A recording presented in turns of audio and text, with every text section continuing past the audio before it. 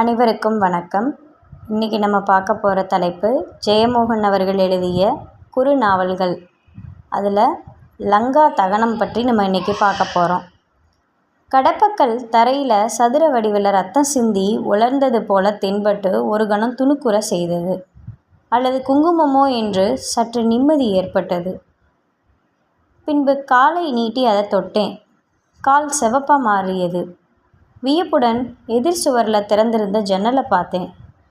அதன் வழியாக இளஞ்சிவப்பொலி சரிந்து வந்தது. அது மேற்கு அறப்புற. பிரம்மாண்டமான அச்சன் மடத்தோட 10க்கும் மேற்பட்ட துணை கட்டடங்களில் ஒன்று. இங்கு வந்து 1 மாதம் ஆகியும் இன்னமும் நான் பாதி கட்டடங்களை கூட பார்த்ததில்லை. வராந்தால ஏறி ஜன்னல் வழியாக உள்ளே பார்த்தேன். என் பார்வையே சிவப்பாயிடுச்சு.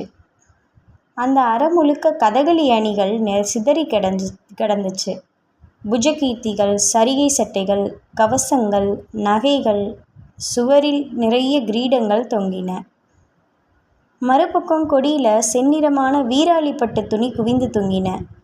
அங்கிருந்த ஒரு ஜன்னல் வழியாக காலையொளி அவற்றின் மீது விழுந்து பிரதிபலித்தது. அறையே செம்மையில் ததும்பி கொண்டிருந்தது. கிரீடங்களில் பதிந்திருந்த பொய்யான கற்களும் நகைகளோட வெள்ளி பரப்புகளும் எல்லாம் உதிரம் போல ஜொலித்தன. பல்வேறு வகையிலான கிரீடங்களை அவற்றுக்கு தகுந்த மரத்தாலான பொம்மைகளோட தலைமீது பொருத்தியிருந்தாங்க. பச்சை, சிவப்பு, நீலம், கருமையுமா கதகளி வேஷ முகங்கள் எல்லாமே சிவப்பின் வீச்சுக்குள்ளே அடங்கியிருந்தன.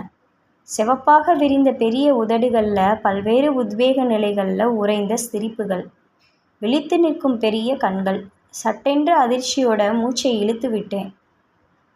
அவற்றில் ஒரு முகம் கண்களை திருப்பி என்னை பார்த்தது. செக்க சிவந்த கண்கள். தலையில் இருந்த கிரீடத்தையும் கலட்டி கையில் எடுத்தபடி அந்த மனிதர் என்னை பார்த்து சிரித்தார். அறிமுகம் தெரியும் சிரிப்பு. பிறகு, ராமன் குட்டி தானே என்றார். ஆமாம் அப்படின்னே. அப்படி வா என்று கைவீசி வழிகாட்டினார். அரைவாசலில் செம்படுதா தொங்கவிடப்பட்டு அதனூடே காட்சி தெரிவது போல பிரம்மை ஏற்பட்டது. கனமான சிவப்பொலியை கிழித்தபடி உள்ள நுழைவது போல இருந்தது. நுழைந்த மறுகணம் நானும் சிவப்பாகவே ஆயிட்டேன். கையை தூக்கி பார்த்தேன். இரத்த சிவப்பு.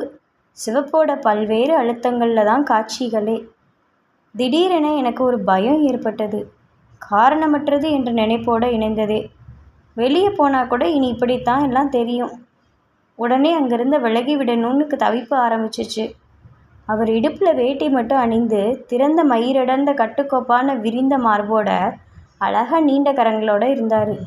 அவர் நடந்து வந்த ஒரு சில அடிகள்லேயே அவர் நடனமாடக்கூடியவர் என்று எப்படியோ தெரிந்துவிட்டது எனக்கு. அவர் தரையில் விரிக்கப்பட்டிருந்த பாயில் அமர்ந்தபடி என்னையும் அமரும்படி சொன்னார். நான் அமர்ந்ததும் என் தோலை ஓங்கி தட்டியபடி உரக்க சிரித்தார். ஏணிப்படி பந்தம் கண்ட பெருச்சாலி மாதிரி விழிக்கிற. பயந்துட்டியா?